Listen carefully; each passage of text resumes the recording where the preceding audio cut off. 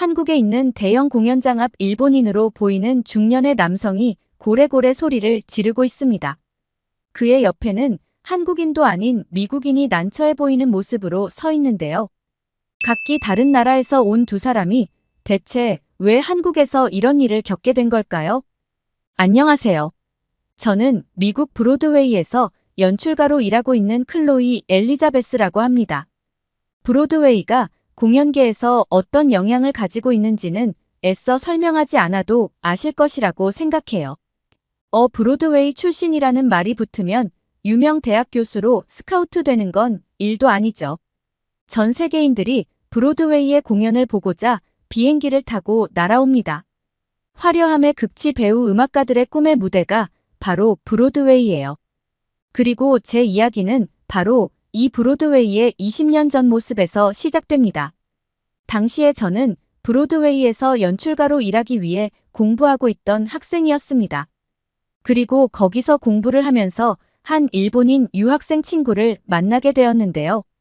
아시아권 문화에 큰 관심이 없던 제게 일본인 친구와의 만남은 굉장히 유익했습니다.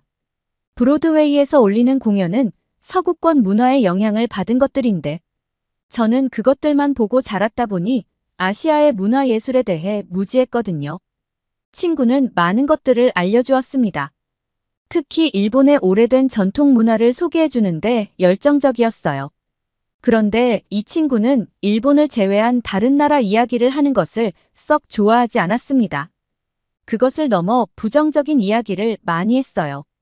친구는 일본 주변 국가 대표적으로 한국과 중국이 자신들을 이지매한다고 표현했습니다. 이지매를 번역하면 왕따를 한다는 것이었는데 그런 상황을 듣다 보니 다른 나라에 안 좋은 감정을 가지는 게 어느 정도 이해는 되더라고요. 그런데 이 친구의 감정은 한국 사람에게도 고스란히 적용되었습니다. 공부를 마치고 브로드웨이에서 일하기 시작한 20년 전, 그때의 브로드웨이에는 동양인 배우가 없었어요. 미국에서 태어나고 자란 2세들도 주연은커녕 조연 자리를 얻지 못했죠. 하얀 피부에 파란 눈이 아니라면 주연 배우가 되는 건 꿈도 꿔서는 안 되는 상황이었습니다. 그런 상황에서 한국인 한 명이 주연 배우를 뽑는 오디션에 지원서를 넣었다는 소문이 돌기 시작했어요. 유색인종은 상상도 못하는 배역이었기 때문에 지원서를 넣었다는 것 자체로도 큰 화제가 되었습니다. 당시의 분위기는 두 갈래로 나뉘었어요. 유색인종이나 같은 동양인들은 한국인 배우의 용기를 응원했습니다. 오디션에 통과가 되든 안 되든 이렇게 도전을 했다는 선례를 만들어준 것만으로도 대단한 발자취라고 하면서요. 20년 전의 이야기이다 보니 당시엔 대부분의 백인들과 기존 배우들 대부분이 불쾌한 감정을 드러냈습니다. 그런데 의외의 인물들도 불쾌감을 나타냈어요. 바로 일본인들이었죠. 일본인들은 어디를 가나 그 한국인 배우의 이야기를 꺼냈습니다. 그 배우의 연기를 봤느냐, 한국인들의 창법은 촌스러운 것 같다 등등 여러 가지 이야기를 하고 다녔죠. 처음엔 일본인 친구가 들려주었던 역사적인 사실 때문에 그러려니 하고 넘어가려고 했습니다. 한국인에게 얼마나 당한 게 많으면 저렇게까지 말할까라고 생각하면서요. 그런데 일본인들의 행동은 점점 도를 넘었습니다. 2차 오디션 결과가 나온 날 브로드웨이가 발칵 뒤집어졌습니다. 왜냐하면 2차 오디션 합격자 명단에 그 한국인 배우의 이름이 올라와 있었거든요. 그 배우를 응원하던 같은 동양인들도 2차는 합격하지 못할 거라고 생각했습니다. 그 당시만 해도 브로드웨이는 백인들의 무대였고 당시 2차 오디션을 봤던 배우들의 실력이나 인지도 또한 대단했거든요. 그런데 그 경쟁률을 뚫다니 모두가 한국인 배우에게 집중했습니다. 당시 신문사까지 찾아와서 배우의 인터뷰를 요청할 정도였어요. 한국인 배우를 어차피 떨어질 사람이라고 생각하며 관심 갖지 않았던 사람들의 시선이 한순간에 한국인 배우에게 쏠렸고 모두가 그녀를 찬양하기 시작했습니다. 이런 목소리가 커질수록 다른 편의 목소리도 커졌습니다. 특히 일본인들의 목소리는 더 커졌어요. 3차 오디션은 공개 오디션으로 진행되었습니다. 몇몇 배우의 순서가 지나가고 한국인 배우가 등장했어요. 모두가 긴장한 상태로 그녀의 노래에 귀를 기울였습니다. 정말 환상적이었어요. 아마 그 자리에 있던 모두가 그렇게 생각했을 것입니다. 그런데 그때 어디선가 우하는 야유가 들려왔습니다. 누가 소리를 내는 건지 주변을 보았지만 보이지 않았어요. 하지만 야유 소리는 곳곳에서 들려왔습니다. 야유의 근원지를 찾기 위해 열심히 고개를 돌려본 뒤에 보게 된 건 일본인들이었어요. 그 자리에 있던 모든 사람들은 브로드웨이 역사상 최초의 동양인 주연이 탄생했음을 직감했습니다. 그런데 오디션 결과가 나오자 충격을 금치 못했어요. 한국인 배우가 탈락 처리되어 있었거든요. 저와 제 주변은 이 결과가 얼마나 말이 안 되는 것인지 열심히 토론했습니다. 그런데 그때 저의 이야기를 듣고 있던 일본인이 이런 말을 들려주었습니다. 그 배우가 2차 오디션까지 통과할 수 있었던 이유는 남자 연출자들을 만나고 다니면서 로비를 했기 때문이라는 것이었죠. 애당초 붙어서는 안 되는 사람이 붙었던 것이니 그 한국인이 탈락하는 건 이상한 일이 아니라고 했습니다. 이 일본인을 시작으로 만나는 일본인들마다 한국인 배우가 지저분한 행동으로 배역을 따내려 했다는 이야기를 하기 시작했어요. 이런 소문은 꼬리에 꼬리를 물고 점점 불어났고 결국 그 배우는 한국으로 돌아갔습니다.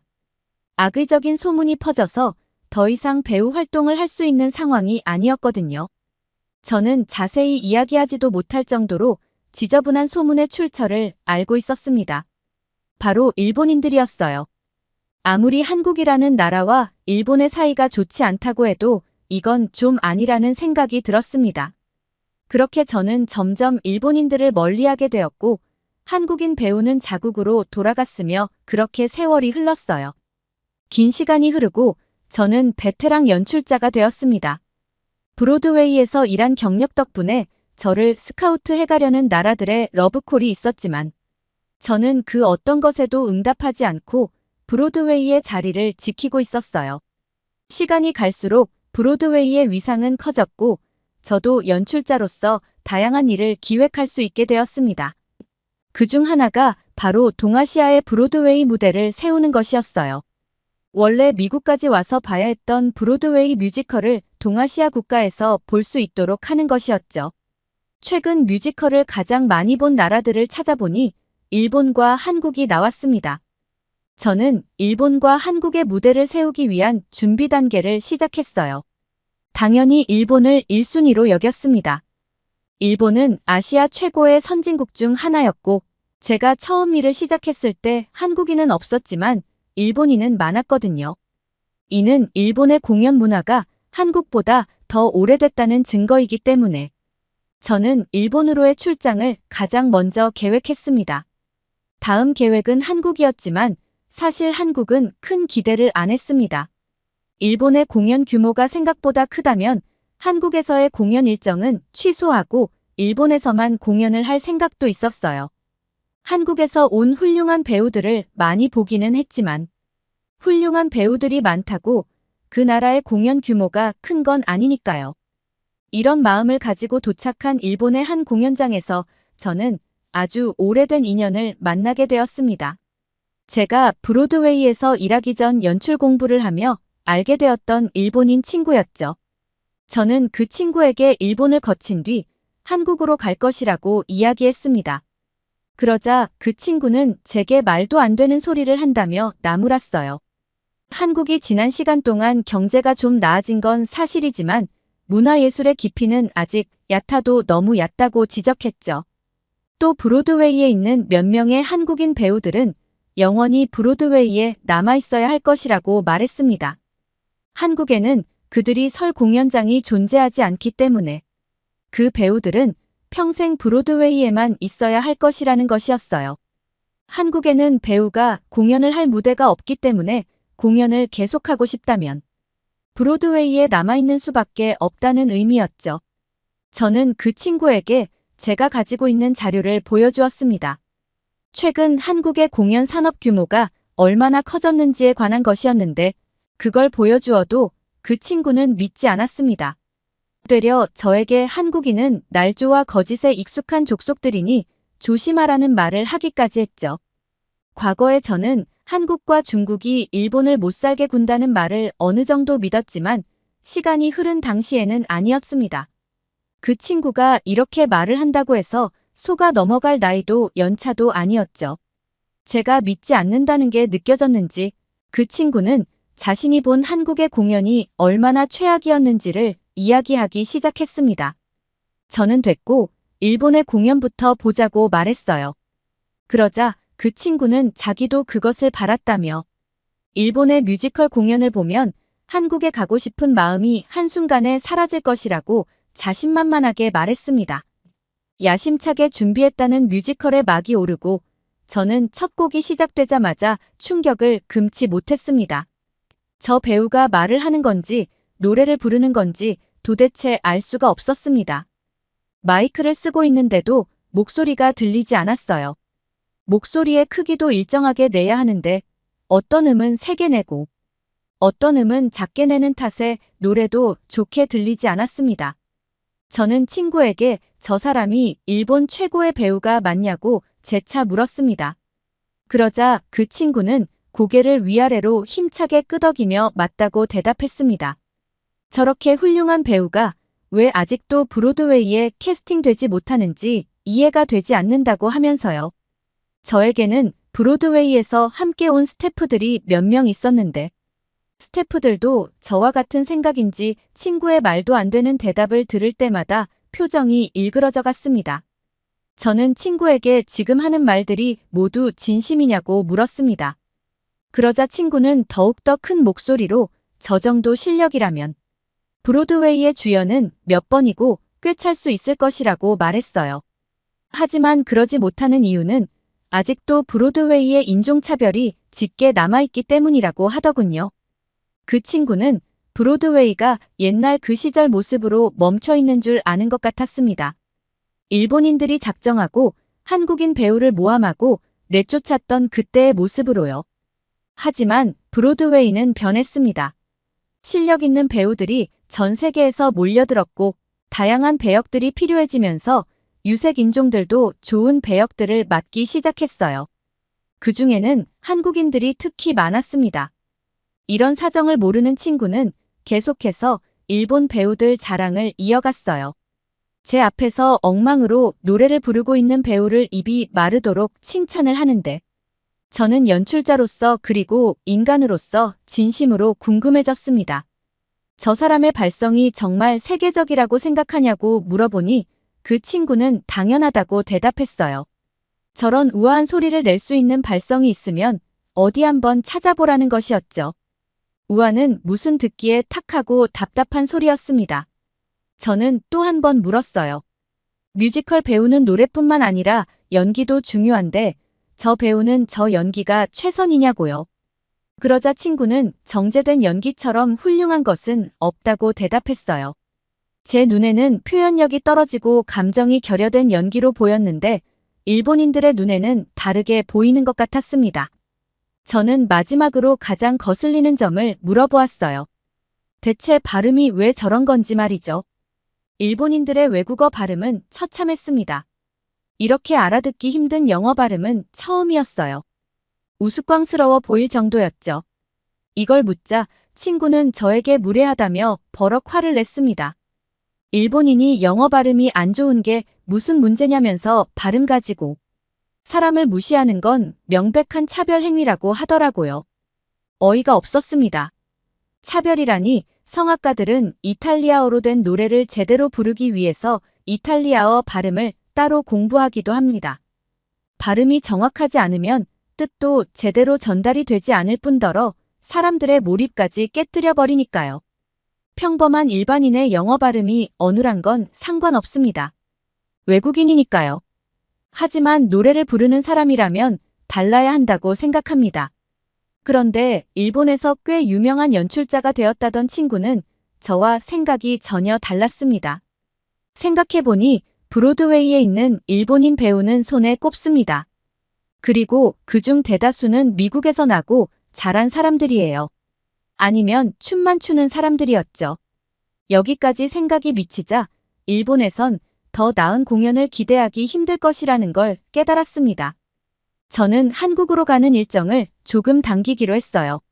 그 소식을 알게 된 일본인 친구는 제게 크게 실망했다며 우는 소리를 하더라고요. 한국이 어떤 나라인지 아냐면서요. 가봤자 시간만 버리고 기분만 나빠질 거라고 말했습니다. 제가 이 말을 무시하고 한국으로 갈 준비를 하자 그 친구는 초조해졌어요. 왜냐하면 브로드웨이와의 계약이 성사되어야 친구의 공연업체가 돈을 버니까요.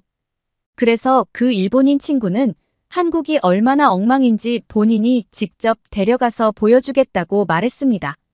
그러나 그렇게 찾았던 한국의 뮤지컬 공연장에 와서 보니 분위기부터 달랐습니다.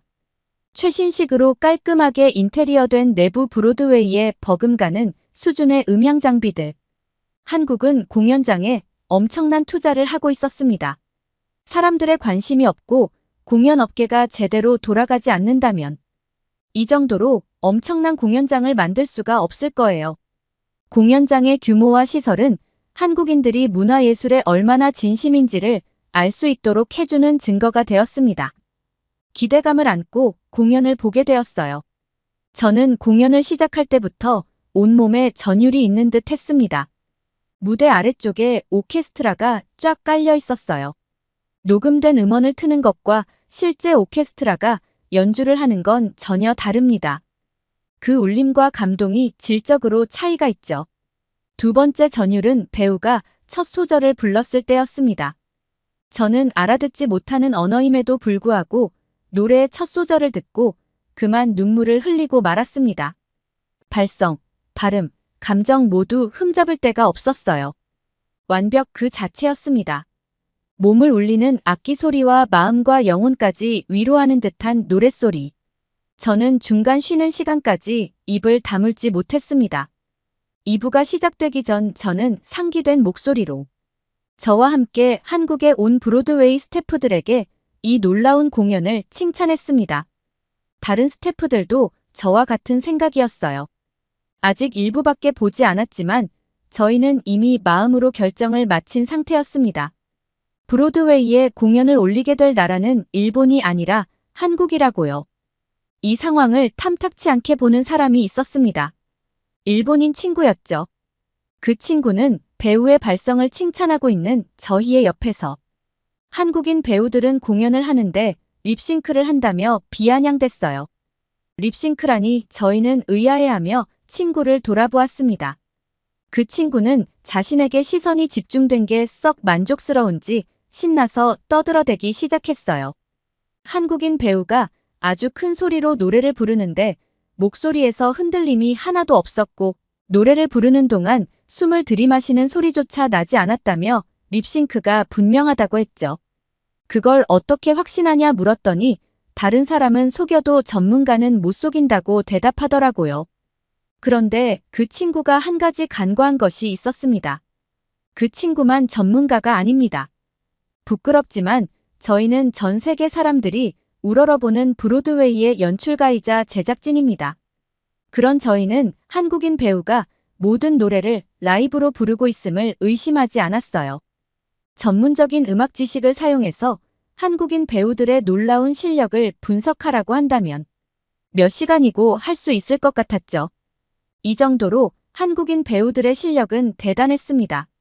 그런데 일본인 연출가 친구는 이들의 실력을 립싱크로 둔갑시켜서 까내리고 있었어요. 저는 한국인이 아닌데도 불쾌하더라고요. 그래서 직설적으로 말했습니다. 일본이 가지고 있지 못한 것을 한국이 가지고 있다고 해서 그들을 함부로 모함하지 말라고요. 그 친구는 발끈해서 노발대발 소리쳤습니다. 저는 그 친구에게 오래된 이야기를 꺼냈어요. 오래전 한국인 배우가 브로드웨이 최초로 주연 오디션을 보게 되었을 때 악의적인 소문을 낸 사람이 누군지 안다고요? 그러자 그 친구가 움찔하는 게 보였습니다. 저는 그때는 아무것도 몰라서 두고만 보았지만 이제는 다르다고 똑똑히 말해주었어요. 실력 있고 위대한 아티스트들을 키우고 그들의 무대를 만들어주는 것이 연출자의 역할인데 너는 그 역할을 제대로 못하고 있는 것 같다고 말이죠. 뛰어난 아티스트들을 만들려면 잘하는 것과 못하는 것을 정확히 분석하는 게 필요한데 그 친구는 보고 싶은 것만 보고 있었으니까 말입니다. 일본은 무조건 뛰어나고 한국은 무조건 비열하고 바보 같다는 그런 정신 상태가 일본의 공연계를 엉망으로 만드는 게 분명했습니다. 그 친구는 제 말을 듣고도 이해하지 못했어요. 자꾸만 한국인 배우들이 립싱크를 하는 것이라면서 난동을 부렸습니다. 립싱크하는 배우들을 데려다가 티켓을 팔아먹는 이런 공연장은 문을 닫아야 한다며 시끄럽게 구는 바람에 그 일본인 연출자 친구는 결국 공연장에서 끌려나가고 말았죠.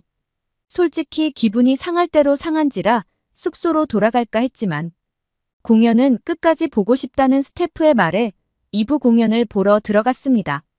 결론적으로 말하면 제 인생 최고의 공연이었어요. 한국어로 번역된 공연이었음에도 불구하고 배우들이 전달하려는 감정이 오롯이 전달되었습니다. 특히 음정의 정확도는 희열이 느껴질 정도였어요. 뛰어난 뮤지컬 배우들도 대사를 전달하고 감정을 전달하다 보면 음정이 약간씩 엇나갑니다. 저는 그동안 이 부분은 어쩔 수 없는 것이라고 생각했어요. 그런데 한국인 배우들의 공연을 보고 그 생각이 싹 바뀌었습니다. 한국 배우들은 전부 완벽주의자들이었어요. 절대 안 될 거라고 생각했던 것들을 노력으로 극복해내는 괴물 같은 사람들이 한국에는 깔려 있었습니다. 한국 배우들은 음이 하나라도 엇나간다면 모든 공연을 중단하고 연습을 반복했습니다. 정말 대단했어요. 사실 시설적인 측면에서 역사적으로 규모나 공연장의 크기는 브로드웨이가 월등히 대단합니다. 하지만 배우들과 스태프들의 수준은 브로드웨이급 같았죠. 아니 어쩔 때는 브로드웨이보다 훨씬 나은 수준이었어요. 제가 알던 세상이 다가 아니라는 것을 경험한 뒤 저는 미국으로 돌아갔고 그곳에서 한국의 브로드웨이 공연을 올리기로 결정했습니다. 당시엔 제 목소리가 큰 건 아니었던지라 일본에도 갔었는데 일본에서 공연하는 내내 배우들의 원성이 끊이지 않았습니다. 음향도 별로였고 시설도 별로였으며 관객들의 호응도 없었어요. 어떤 배우는 나무 인형을 앉혀놓고 무대를 하는 것 같다는 이야기까지 했는데 알고 보니 공연할 때 환호성을 내지 않고 가만히 있는 게 일본만의 문화이자 예의라고 하더라고요. 무슨 그런 문화와 예의가 있는지 아직도 이해가 되지 않습니다. 반면에 한국에서 공연할 때는 모두가 칭찬 일색이었어요. 우선 시설은 비교할 게 안 됐습니다. 어떤 배우들은 한국의 무대 시설을 제게 보여주면서 이걸 꼭 가져가자는 이야기까지 하더라고요. 한국의 공연을 보고 온 배우들은 자신들이 본 작품이 원작을 뛰어넘는다며 입이 마르도록 칭찬하기도 했습니다. 무엇보다 한국인 관객들과의 호흡도 굉장히 인상 깊었어요. 저희를 진심으로 환영해주고 문화생활을 즐기는 방법을 제대로 아는 사람들이었죠. 그 덕에 이후로 저희 팀은 일본이 아닌 한국에만 오게 되었습니다. 그리고 몇 개월 전 또 한국에서 공연을 하게 되었어요. 그 과정에서 한국의 유명한 여자 뮤지컬 배우를 만나게 되었는데 저는 깜짝 놀랐습니다. 그 사람은 제가 초자 연출가이던 시절 브로드웨이에서 동양인 최초로 주연 오디션에 합격했던 배우였기 때문이었습니다. 어떻게 활동하고 있는지 궁금했는데 이렇게 얼굴을 보니 너무 반가웠고 그런 불쾌한 소문에 휩싸였었음에도 불구하고 끝까지 뮤지컬을 포기하지 않았던 그녀의 끈기에 감사한 마음까지 들었습니다.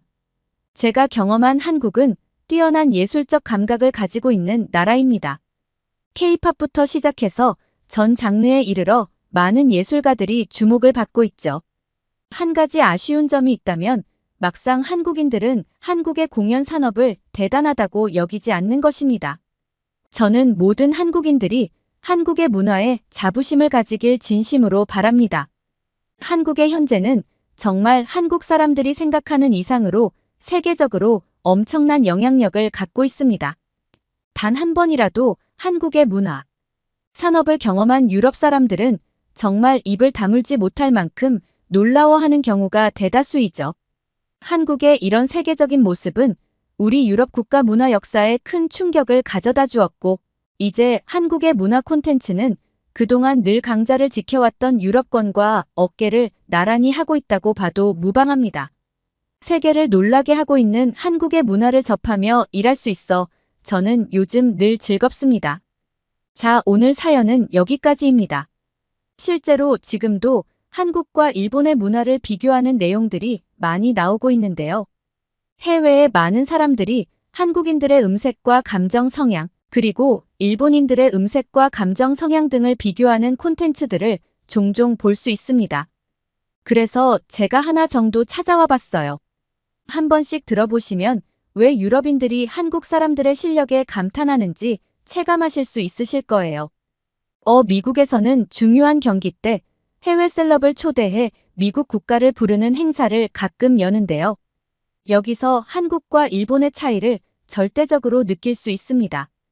여기 한 여성이 프랑스를 거쳐 브라질까지 갔다가 큰 봉변을 당하고 말았다고 합니다. 그런데 이 여성은 자신의 눈앞에서 2번이나 똑같은 얼굴을 마주하고는 눈물까지 흘리며 경악하고 마는데요. 프랑스에서 브라질에서 봉변을 당하고 2번이나 마주한 얼굴에 눈물까지 흘렸던 이 여성에게는 대체 무슨 일이 있었던 것일까요? 안녕하세요. 저는 맨섬에서 온 사무엘라 파커라고 합니다. 혹시 맨섬이라는 나라에 대해서 들어보거나 알고 계신가요? 맨섬은 영국과 아일랜드 사이에 있는 작은 섬나라예요. 아주 작은 나라이지만 아름다운 풍경을 가지고 있어서 매년 수많은 관광객들이 맨섬을 찾는답니다. 뭐 그렇다 해도 다른 나라에 비할 바는 아니긴 하죠. 워낙에 작은 곳이니까요. 하지만 맨섬은 늘 평화롭습니다. 그래서 치안이 가장 좋은 나라 중 하나로 꼽히기도 한답니다. 제 부모님은 맨섬에서 양농장을 하세요. 작은 맨섬에서도 구석진 시골에 있는지라 남들은 아무것도 아닌 것처럼 볼 수 있지만 부모님의 농장은 맨섬에서 가장 큰 농장 중 하나인지라 저희 집은 꽤 부유한 편에 속합니다. 그래서 부족함 없이 자랐어요. 덕분에 세상에 저를 막을 어려움은 아무것도 없다는 당돌한 사고방식을 가진 성인이 되었죠. 언제 어디서든 자신만만한 행동과 마음가짐을 갖는 것은 누구에게나 필요한 것이라고 생각해요. 그런데 무엇이든 적당히가 중요하죠. 제 자신감이 적당한 것이었더라면 참 좋았겠지만 갓 20살이 된 저는 철없는 철부지 20살 여자아이일 뿐이었습니다. 성인이 된 저는 하고 싶은 게 많았어요. 그중 하나가 바로 세계 여행이었습니다. 당연히 가족들은 반대했어요. 혼자 옆나라 여행도 다녀와 본 적 없는 애가 세계 여행을 다녀오겠다고 하니 난리가 났죠. 누군가가 격렬하게 반대를 하면 더 하고 싶은 게 사람 마음이잖아요. 저는 여행 계획표를 짜서 무려 6개월 동안 가족들을 설득했습니다. 그 덕에 세계 여행 허락을 따내지는 못했지만 부모님이 허락하신 몇 나라 정도는 다녀올 수 있게 되었어요. 이렇게 얌전히 부모님이 하라는 대로 여행을 다녀왔다고 하면 저는 저를 철없는 아가씨로 표현하지도 않았을 것입니다. 저는 여행을 떠나면서 속으로 검은 마음을 품었어요. 부모님이 허락하지 않은 나라도 꼭 다녀오겠다는 마음이었죠. 부모님은 맨섬 옆에 있는 영국이나 아일랜드, 스위스, 스웨덴, 조금 더 가면 터키 정도만 허락하셨지만 저는 여기서 만족하지 않았습니다. 저는 더 넓은 세계를 보고 싶었거든요. 그래서 부모님과 약속한 대로 2개월 동안 여행을 하되 그 기간은 제가 가고 싶은 나라를 가는데 쓰겠다고 마음먹었어요. 참 철없는 생각입니다. 저는 저처럼 미련한 행동하는 사람이 없었으면 해요. 여하튼 처음에는 부모님을 안심시키려는 의도 반, 제가 가고 싶은 마음 반으로 프랑스로 향했습니다. 여성분들은 아실 거예요. 여자들이 품고 있는 파리에 대한 환상들을요. 화려한 불빛이 켜져 있는 에펠탑 거리에 퍼져 있는 크루아상과 커피 냄새. 우아하게 커피를 마시며 앉아있는 세련된 차림의 파리지앵들. 곳곳에서는 불어로 부르는 샹송이 울려 퍼지고 공원에서는 작품 활동을 하고 있는 예술가들이 있는 그곳 파리. 저는 설레는 마음으로 파리에 입성했습니다. 역시 파리는 제 상상 그대로였어요. 하지만 한 가지 조심한 것이 있었습니다. 바로 소매치기였어요. 가장 안전한 유럽 국가인 맨섬도 소매치기가 있을 정도로 유럽에는 소매치기가 흔합니다. 그런데 프랑스는 그 중에서도 악명이 높았어요. 그래서 가방을 꽁꽁 숨겨 다녔는데 어느 순간 보니 가방이 찢어져 있더라고요. 가방 윗부분을 찢어서 안에 있는 것들을 훔쳐간 것이었습니다. 미리 대비를 했는데도 이런 문제가 생기다니 정말 깜짝 놀랐습니다. 이 일을 기점으로 제 상상과 다른 프랑스의 민낯이 드러나기 시작했어요. 일단 거리가 굉장히 더러웠습니다. 개똥이 지천에 널려 있었고 이 때문에 냄새도 났어요. 그걸 밟고 다니는데도 아무렇지 않아 하더라고요. 에펠탑은 멀리서 봐야 아름다운 것이었습니다. 에펠탑 앞의 잔디는 사람들이 버리고 간 음식물을 먹으려는 쥐떼들로 득실득실했고 역시나 오물이 가득했어요. 프랑스에 이런 면이 있다니 믿어지시나요? 직접 본 저도 놀랐는데 안 본 분들은 더 하겠죠. 그런데 여기까지 그래도 괜찮았습니다. 나쁜 것만 있는 건 아니었거든요. 하지만 이 다음에 벌어진 일은 도무지 참을 수가 없었어요. 한번 들어보세요. 저는 이곳저곳을 구경하다 보니 벌써 시간이 늦어졌더라고요. 밤늦게 돌아다니는 건 정말 위험한 행동이었기 때문에 저는 서둘러 숙소로 돌아가려 했습니다. 그런데 하필 철도 운송회사가 파업을 했다는 것을 뒤늦게 알게 되었고 저는 밤늦은 시간에 홀로 걸어서 숙소로 가게 되었어요. 당연히 남자들이 제 뒤를 쫓아왔습니다. 자전거를 타고 쫓아온 남자들은 제 앞에서 급브레이크를 잡으며 위험천만한 짓을 했고 제가 애써 아무렇지 않은 척 무시하자 제 머리카락을 잡아당기기도 했습니다. 이것까지 무시하자 나중에는 제 팔뚝을 붙잡고 프랑스어로 무어라 말했어요. 기분 나쁘게 웃으며 능글맞은 웃음을 짓는데 분명 모르는 언어인데 무슨 말을 하는지 알아듣겠더라고요. 게다가 그들은 저를 토끼몰이하듯 몰라 구석진 곳으로 저를 데리고 가고 있었습니다. 등줄기에 식은땀이 흐르는 게 느껴졌고 근육은 경직되고 심장이 쿵쿵 뛰었습니다. 숙소는 멀리 있고 남자들은 자전거를 타고 있고 도망갈 구석도 보이지 않아 두려움에 온몸이 부들부들 떨리던 그때 멀리서 누군가가 고함을 쳤습니다. 동양인 남자 2명과 여자 1명의 조합이었어요. 저를 괴롭히던 프랑스인들은 눈을 양쪽으로 쭉 찢으며 동양인을 비하하는 행동을 취했습니다. 고함을 지른 사람들은 성큼성큼 제 쪽으로 걸어왔습니다. 프랑스인들도 낄낄거리며 앞으로 나섰죠. 그런데 그들의 여유는 얼마 가지 못했습니다. 동양인 남성 2명의 체고가 어마어마했거든요. 거의 이엠는 되어 보이는 거구들의 등장에 프랑스 남자들은 주춤했습니다. 물론 실제로 이엠는 아니었지만 그만큼 체격이 엄청나게 좋았어요. 프랑스인은 용기를 내서 남자들에게 달려들었지만 픽 하고 쓰러져 버리더라고요. 아무것도 모르는 제 눈에 남자들이 한 행동은 별거 아닌 것처럼 보였습니다. 프랑스 남자의 주먹을 살짝 피하면서 팔을 밀어내는 듯한 동작 몇 번이었거든요. 다른 1명은 힘차게 달려오는 남자의 발목에 발을 걸어 넘어뜨리거나 직접적인 타격 없이 프랑스 남자들을 제압했습니다. 그들과 함께 온 여자는 제 앞을 감싸고 저를 보호했는데 멀리서 지켜보고 있던 프랑스 남자들의 일행이 저희에게 달려들었습니다. 인질이라도 잡으려고 했나 보죠.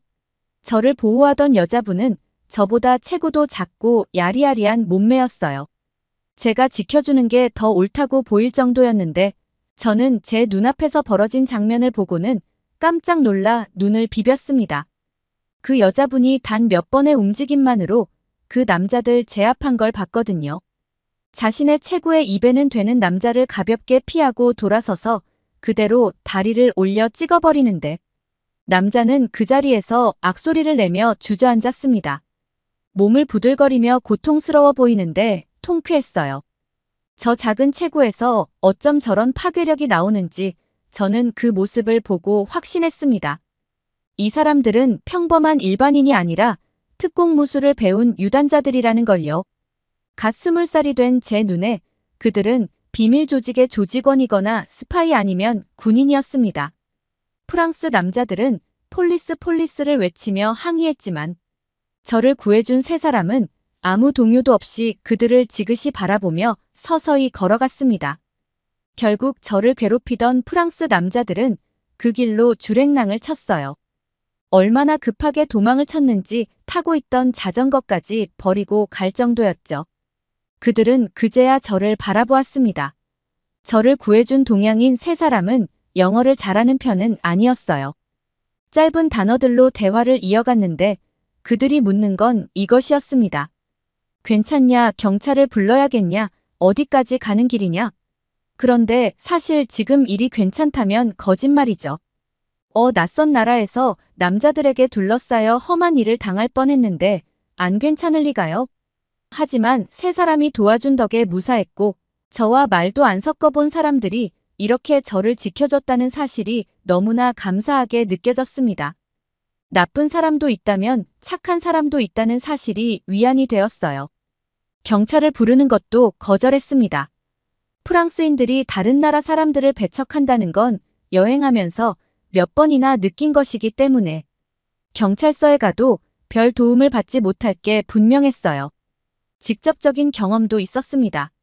소매치기를 당했을 때 경찰서를 찾아갔었는데 어떻게 된 일인지 경위만 적으라고 하고 저를 돌려보낸 적이 있거든요. 제가 적은 경위서는 보지도 않고 옆으로 치워놓는 걸 보면서 프랑스에서 문제가 생기면 도움을 받을 방법이 없으니 알아서 조심해야 한다는 걸 깨달은 상태였습니다. 저는 그 세 사람에게 숙소까지 동행해 줄 것을 부탁했어요. 그들은 마침 가는 길이었다며 저를 숙소까지 바래다 주었죠. 천군만마가 따로 없었어요. 그들을 만나서 참 다행이라고 생각했습니다. 그런데 위풍당당하게 숙소 로비에 들어간 그때 눈앞이 팽팽 돌면서 다리가 풀려 주저앉고 말았습니다. 갑자기 심장이 쿵쿵거렸고 호흡을 하는 게 어려웠어요. 깜짝 놀란 직원이 달려나와 제게 상황을 물었지만 대답할 수가 없었습니다. 결국 저를 도와준 세 사람이 상황을 설명해 주었고 저는 로비 구석에 앉아 한참 심호흡을 한 뒤에 겨우 진정할 수 있었어요. 괜찮은 줄 알았는데 괜찮지 않았나 보더라고요. 한참 동안 긴장 상태에 있었던 후폭풍이 한 번에 몰려온 것이었습니다. 겨우 정신을 차리고 주변을 둘러보는데 저를 도와준 사람들이 보이지 않았습니다. 직원에게 물으니 직원에게 상황을 설명하고는 떠났다고 하더라고요. 그 사람들을 그렇게 돌려보내면 어떡하냐 말하니 세 사람이 완강하게 돌아가기를 바랐다고 했습니다. 제가 어느 정도 진정되는 게 보이니까 이젠 돌아가겠다면서요? 연락처도 받지 않았냐?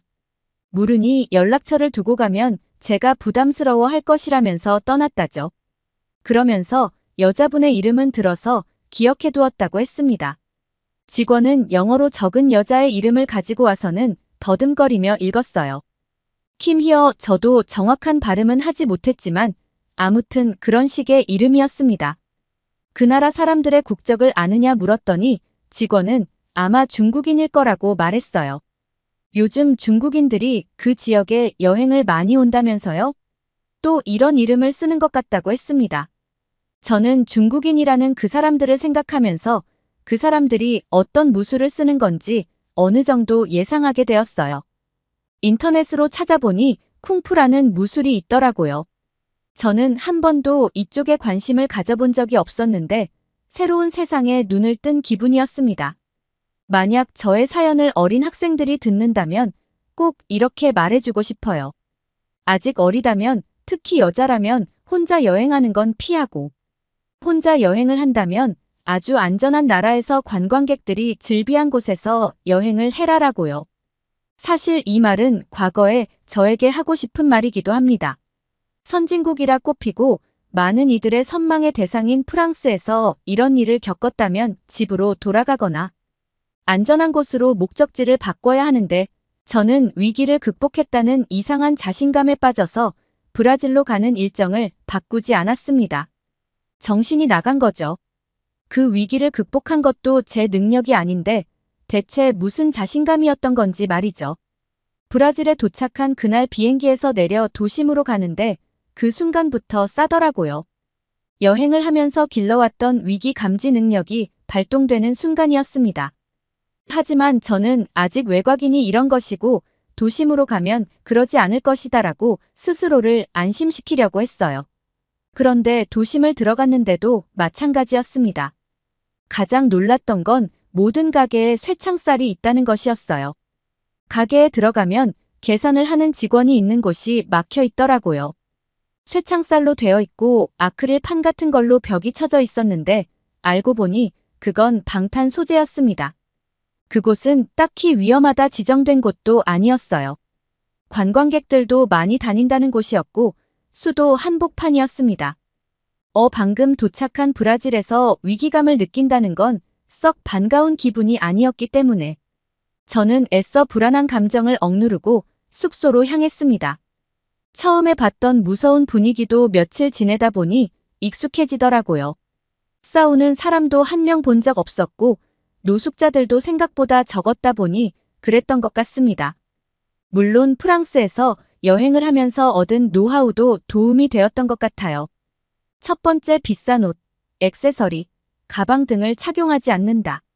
두 번째, 밝은 곳만 다닌다. 세 번째, 돈은 필요한 만큼만 들고 다닌다.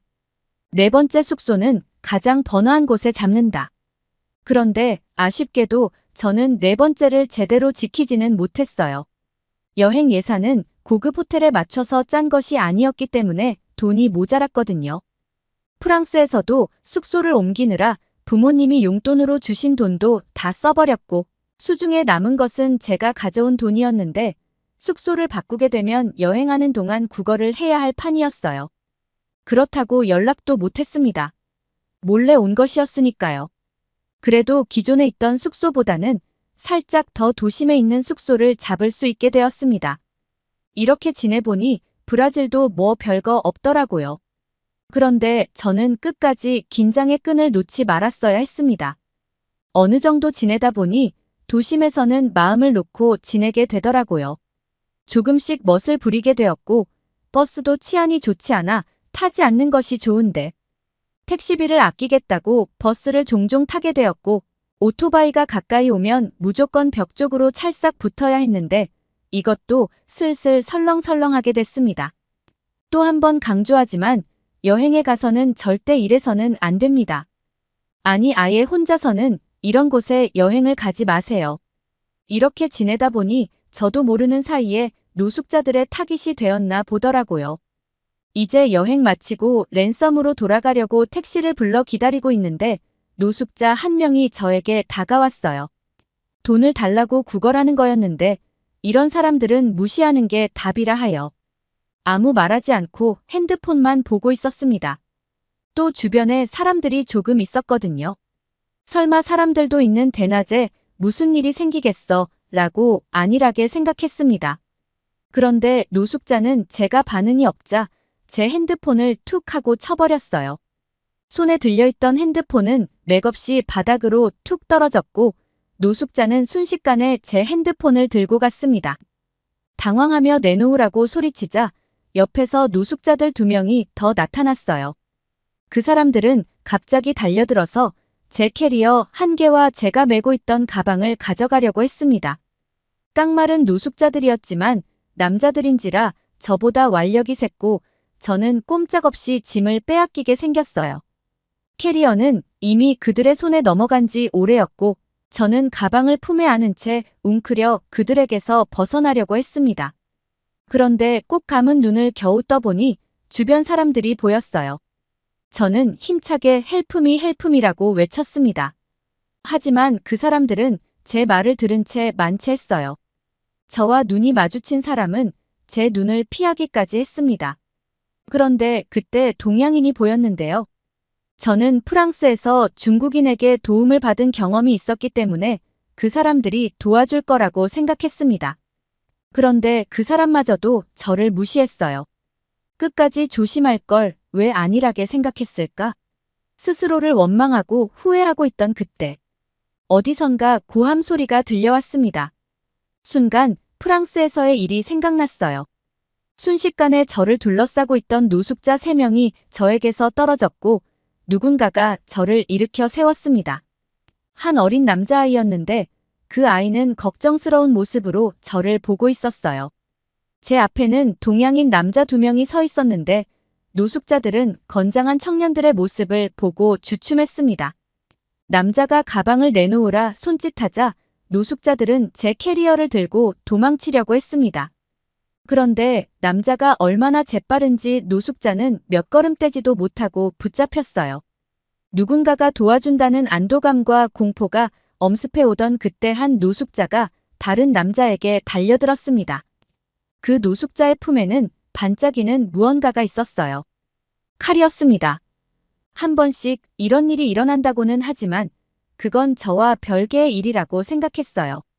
외국인들을 건드리는 일들은 흔치 않고 여기는 어쨌든 도심에 포함되는 곳이었으니까요. 그런데 이런 일이 일어나다니 저는 그 자리에서 비명을 지르고 말았습니다. 저를 도우려다 사람이 다치다니 끔찍한 생각이 순식간에 머리를 휘저었죠.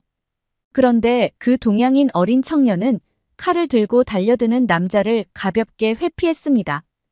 캐리어를 들고 도망가는 노숙자를 붙잡았던 남자도 합세해서 칼을 든 남자를 제압했죠. 그 사이에 저와 있던 앳된 남자아이는 경찰을 불렀습니다. 그런데 문제가 생겼어요. 칼을 든 남자를 상대하는 도중에 다른 노숙자들이 제 캐리어와 짐을 다 가져갔던 것입니다. 당연히 핸드폰은 박살이 나 있었죠. 눈앞이 캄캄했습니다. 그런데 그 와중에 제 눈을 뜨게 한 가지가 있었어요. 한 남자는 제게 자신의 외투를 벗어주었는데 그 남자는 옷 안에 하얀색 도복 같은 걸 입고 있었습니다. 저는 순간 외쳤어요. 당신 쿵푸를 하는 사람이군요. 그 남자는 유창한 영어를 구사했는데 제게 지금 쿵푸라고 했냐라고 물었습니다. 저는 쿵푸를 하는 중국인에게 도움을 받은 적이 있다고 말했어요. 남자는 단호한 목소리로 우리는 쿵푸를 하는 사람이 아니고 중국인도 아니다. 한국의 전통 무술 태권도를 하는 사람들이다라고 말했습니다. 태권도 언젠가 한번 들어본 적 있는 무술이었어요. 그 사람들은 태권도 시범단 자격으로 브라질에 방문한 사람들이었습니다. 민간인을 상대하는 건 해서는 안 되는 일이지만 브라질의 치안이 너무 안 좋다 보니 개입하게 되었다고 하더라고요. 과한 대처는 하지 않았으니 문제 없을 거라고도 말했습니다. 저는 감격했어요. 아시아에 이렇게 훌륭한 사람들이 많다니. 제가 여행을 해야 하는 곳은 유럽과 아메리카 대륙이 아니라 중국과 한국이어야 했습니다. 그런데 곧장 현실적인 두려움이 닥쳐왔어요. 저에게는 남은 게 없었으니까요. 브라질 경찰도 도움이 되지 않았습니다. 노숙자들은 자기들도 어찌할 방법이 없으니 대사관에 가서 도움을 청하든 알아서 하라고 하고는 가버리더라고요. 브라질의 치안은 들어서 알고 있지만 이 정도일 거라고는 상상도 못했습니다. 그때 제게 손을 내밀어준 사람들이 바로 한국인들이었어요. 그 사람들은 저를 데리고 자신들이 머무는 곳에 갔고 그곳에서 가족들과 통화를 할 수 있었습니다. 당연히 난리가 났고 가족들은 한국인들을 통해 돈을 보내주셨어요. 생판 모르는 외국인에게 돈을 보내도 되는지 걱정하셨지만 저를 위해서 칼 들고 달려드는 사람도 상대해 준 사람들을 못 믿으면 누굴 믿겠어요? 저는 그 사람들에게 고개 숙여 감사 인사를 전했습니다. 이번에는 이름과 연락할 수 있는 이메일 등을 받았어요. 꼭 답례를 하고 싶었거든요. 친절한 한국인들은 출국할 때까지 머물 곳을 마련해 주기까지 했어요. 브라질에서 숙소를 제공받았는데 방이 남는다고 하더라고요. 하지만 저는 모두 보았습니다. 남자 선수들 몇 명이 다른 선수들의 방으로 짐을 옮기는 거려 저를 배려하려고 방을 하나 만들어준 것이었어요. 저는 그곳에서 지내며 프랑스에서 저를 도와준 사람들에 대해 알려주었습니다. 모두가 참 다행이라고 얘기를 하던 그때 저는 프랑스 직원에게서 받았던 은인의 이름이 적힌 쪽지가 뒷주머니에 있다는 것을 기억해냈습니다. 그걸 보여주니 선수들은 한치의 머뭇거림도 없이 김희영이라며 그 이름을 읽었어요. 그 한국인은 중국인이 아닌 것 같다고 말하더군요. 이라는 이름은 한국의 이름이라고 말이죠. 분명 호텔 직원은 중국 사람 같다고 했는데 알고 보니 그 사람들이 한국인이었던 겁니다. 요즘 프랑스에서 한국인 사람인 척하는 중국인들이 많이 유입되다 보니까 겉으로 보기 비슷한 한국 사람과 중국 사람을 구별하지 못하는 사람들이 많았거든요. 그런데 깜짝 놀랄 일은 이게 전부가 아니었어요. 돌아가기 전날 새벽에 저는 한국인 태권도 선수들과 모여 이런저런 이야기를 하고 있었습니다. 그들은 친절했고 좋은 사람들이었어요. 그런데 그때 누군가가 로비로 들어왔습니다. 저는 그 사람의 얼굴을 보고 기절할 뻔했습니다. 모두가 두 팔 들어 반긴 그 사람은 바로 프랑스에서 저를 도와주었던 그 여자분이었습니다. 우연이 있어도 어떻게 이런 우연이 있을 수 있는 걸까요? 저는 그녀의 모습을 보고 정말 이 상황이 믿어지지가 않았었어요. 어떻게 이런 일이 생길 수 있는 걸까요? 정말 믿기 힘들었습니다. 프랑스에서 절 구해줬던 그녀 씨도 저를 알아본 모양이었습니다. 알고 보니 김 씨 일행도 태권도 시범단이었는데 프랑스, 영국에서 일정을 마치고 브라질로 넘어온 것이었어요. 세상에 이런 우연이 있다니 저는 감격의 눈물을 흘리고 말았습니다. 또 한국인에게서 그것도 태권도 시범단의 마스터들에게 똑같은 도움을 받았음에 놀라워했어요. 정말 고맙다고 겹겹이 감사 인사를 하자 저의 사랑스러운 한국 친구들은 무도는 남을 지킬 때 비로소 완성되는 것이라며 자신들의 무도를 완성시켜준 제게 감사하다면서 오히려 제게 감사 인사를 했습니다. 그들은 태권도의 진심이었어요. 또 선조들이 발전시켜온 무술에 엄청난 자부심을 가지고 있었습니다. 그들이 시범을 하는 모습을 봤는데 정말 놀랍더라고요. 공중제비를 돌고 송판을 놀라운 스피드로 부수고 발차기가 그 정도의 파괴력을 내다니. 알고 보니 전 세계의 무술을 통틀어서 태권도의 발차기가 가장 강하더라고요. 이제 돌아가는 날 저는 눈물을 흘리며 그들에게 작별을 고했습니다. 한 사람 한 사람의 이름을 부르며 꼭 이 은혜를 갚겠다고 약속했어요. 그렇게 돌아 나오는 그때 몇몇의 동양인들이 제게 말을 걸었습니다. 그러고는 묻더라고요. 괜찮냐고요? 그 사람의 얼굴을 유심히 살펴본 저는 기가 차서 헛웃음을 하고 말았습니다. 그 사람은 제가 노숙자들에게 괴롭힘을 당할 때 눈이 마주쳤던 사람이었어요. 칼을 든 노숙자들에게 험한 일을 당하고 있는데 무시했으면서 이제 와서 괜찮냐고 뻔뻔함이 이루 말할 수 없었습니다. 그런데 뭔가 이상했어요. 그 사람들도 무술복 같은 걸 입고 있었거든요. 저는 그들에게 무슨 일로 이곳에 있는 거냐 물었습니다. 그러자 그들은 자신들은 중국에서 왔고 쿵푸를 수련한 무술인이라 소개했어요. 태권도 시범단과 마찬가지로 쿵푸의 위엄을 나타내기 위해 왔다더라고요. 정말 웃음밖에 안 났습니다. 제 뒤에 있는 사람들은 자신들이 배운 무술로 사람을 지키고 있는데 무술인이라는 작자들이 자신들의 쿵푸로 사람을 지키기는커녕 남들에게 보여주는 것에만 관심을 가졌으니까요. 그것도 국가를 대표해서 온 대표단이 이 정도 수준밖에 안 되다니. 중국 쿵푸의 수준은 보지 않아도 알겠더라고요. 저는 제가 정말 신뢰되는 착각을 하고 있었다는 걸 깨달았습니다. 훌륭한 태권도인들을 뻔뻔한 중국인들과 비교한 것이었으니까요. 저는 중국인들의 말에 대답도 하지 않고 뒤를 돌아 한국인들에게 허리를 숙였습니다. 저를 살려준 은인들을 저런 중국인들로 오해해서 죄송하다고요. 중국인들은 부끄러운 것도 모르고 길길이 날뛰었어요. 그런데 뭐 제가 신경 쓸 바인가요? 이미 그들은 자신의 행동으로 그들의 수준을 보여주었는데 수준 낮은 이들과 어울릴 필요는 없었습니다. 저는 한국 선수들의 배려와 보살핌 덕에 맨섬으로 돌아왔습니다. 물론 난리가 났죠. 부모님에게 크게 혼쭐이 나고 한동안 친구들도 만나지 못했습니다. 하지만 한 가지는 할 수 있었어요. 바로 태권도 수련이었습니다. 가족들은 제가 겪은 이야기를 듣더니 크게 감명을 받았고 집에 태권도 수련장을 만들기까지 했어요. 알고 보니 랜섬에서도 태권도를 가르치더라고요. 머나먼 타지인 맨섬에까지 태권도를 배울 수 있는 곳이 있다는 걸 몰랐습니다. 그만큼 전 세계적으로 퍼져 있을 정도로 훌륭한 무술이라는 것을 알게 되었죠.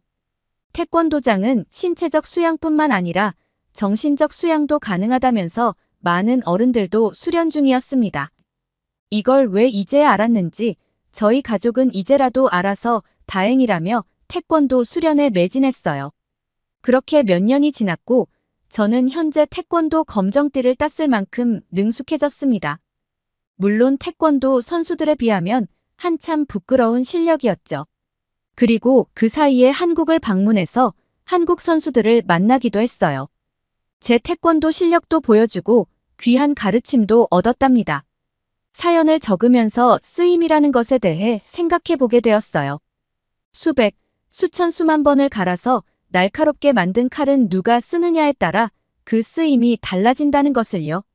저는 제가 올바르게 쓰이기 위해서 매일같이 노력하고 있습니다. 과거의 철부지 같은 모습은 뒤로하고 지금은 랜섬에서 태권도 사범으로서 일하고 있어요. 하지만 언젠가는 지금 하고 있는 태권도 사범을 그만두고 가업을 물려받아야 하겠지만 지금 저는 제 삶에 너무나 만족하고 있습니다. 제게 새로운 인생을 열어주고 삶의 방향을 잡아준 한국의 태권도인들에게 정말 감사합니다. 언젠간 다시 또 만나길 바라고 저의 두 번째 나라와 같은 한국의 모든 분들 부디 건강하시길 바라면서 펜을 놓습니다. 네, 오늘 사연은 여기까지입니다. 정말 파란만장했던 여행기 같아요. 한국인들을 프랑스에서 브라질에서 이렇게 만나는 것도 정말 드물고 힘든 일일 텐데 읽으면서도 엄청 신기했네요. 여하튼 정말 생소한 나라 맨섬이라는 곳에서 혼자 여행을 갔다가 봉변당할 뻔한 일들을 두 번이나 한국인들을 만나 도움을 받게 되었고 이제는 태권도 사범까지 한다던 사무엘라 파커 씨의 에피소드를 담은 사연이었습니다.